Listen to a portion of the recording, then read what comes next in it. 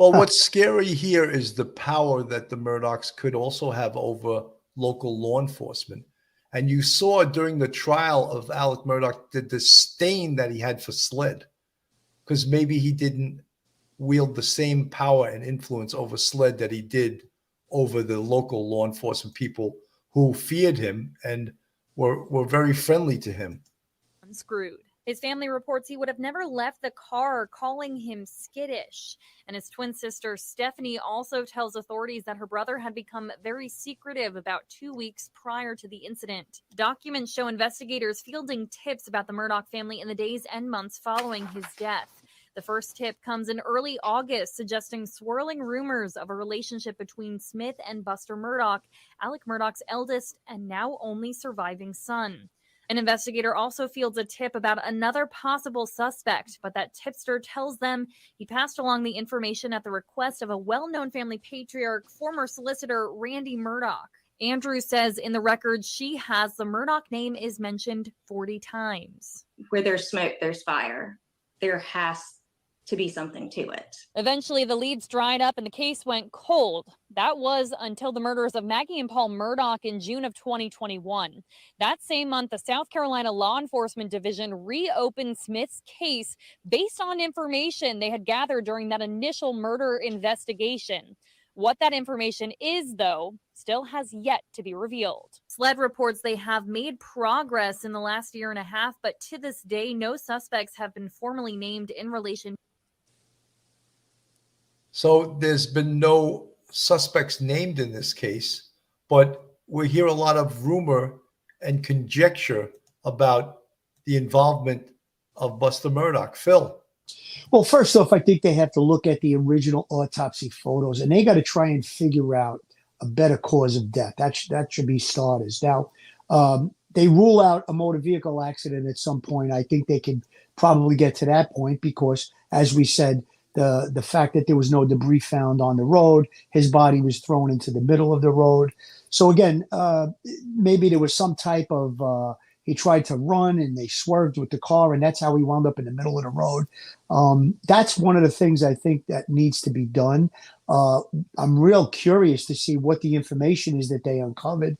And again, how does the Murdaugh family come to find out about this and notified the family that, one of the lawyers, I believe Alex's brother, is going to represent the family in the lawsuit on, the day it happened, the same day. So how did they find out about it so quick? And again, Bill, I got the same sense as you did about Alec Murdaugh's feeling about Sled during the trial. He definitely showed disdain for them. Perhaps he was able to control the area in the town that they lived in. But as far as the state went, I don't think he had that much control over Sled.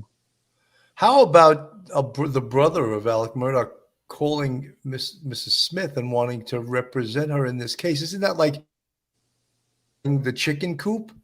Now here's the fox wants to represent you. I mean, it's almost like Alec Murdaugh hiring his friend to sue him in the Satterfield case. Right. Melanie.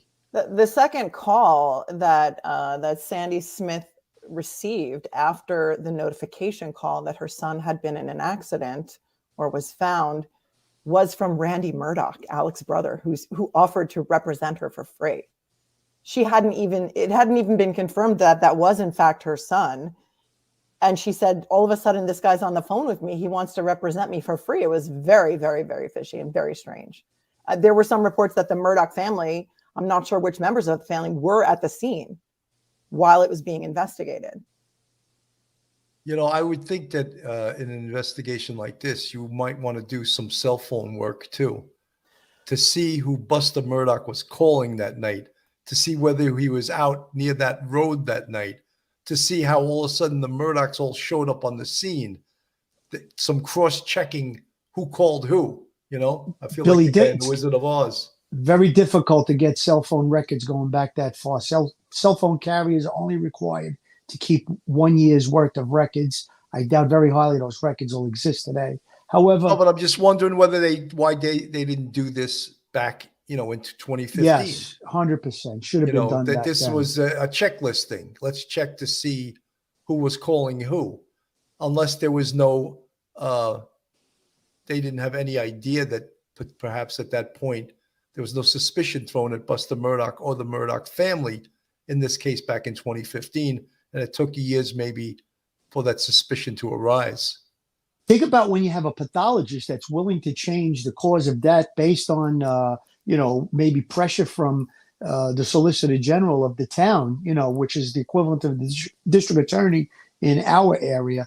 So again, they wielded so much power over 100 years. They were in control of that town.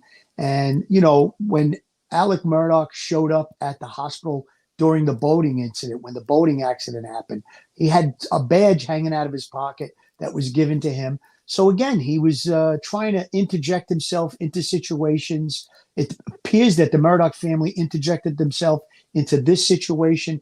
I just hope and pray that there's enough evidence, if they exhume the body or they have the autopsy reports, that they could figure out exactly what caused the death of Mr. Smith. And again, like Melanie said earlier, a lot of people maybe have been fearful to come forward and give information on this type of a thing because of the dynasty that existed with the Murdaugh family. But now that one of the main players has been taken down, perhaps this will entice people to come forward to give information on this case.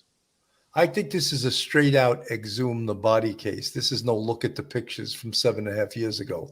Of course. This is a dig up the body and redo the autopsy. Look at that blunt trauma wound to his head. Examine his body. I mean, of course, the crime scene now is useless because if there was any, they said there was no skid marks. There was no sign of, there was no glass. But then they said there was blue paint chips on his body. That would seem to indicate some type of vehicle interaction. But, everything else points to a blunt trauma to the back of his head. Melanie. Yeah, there was no evidence of a car accident at that scene. There was no skid marks. There were no tire tracks. There were no debris from the vehicle. All indications point to the fact that perhaps he died somewhere else and was planted at that scene in the middle of that road. His cell phone was found in his pocket undamaged. If he was hit by a truck, he would have went flying. From the injuries that I read about in the autopsy report and the fact that his skull was pretty much bashed in, for lack of a better term, that vehicle would have been traveling at such a high speed to cause those injuries that there would be some sort of evidence of a vehicle. The fact, 100%. I want to know who the last person he called was. His mother said he would never, ever walk in a dark road like that at night. It was 3:00 in the morning. He was found almost 3 miles from where his car allegedly ran out of gas. She described her son as skittish. I guess that's a kind word, and say maybe a little cowardly, that he wasn't a brave individual, which is fine. But that he, like what you said, he would never get out of a car and walk 3 miles on a dark road. No, he had a phone in his pocket. Who did he call? Yeah, that's interesting. He could have called anybody for help. He could have called AAA. He could have called, roadside assistance. He could have called 911. She said he never would have walked 3 miles. And it was found pretty close to Moselle too.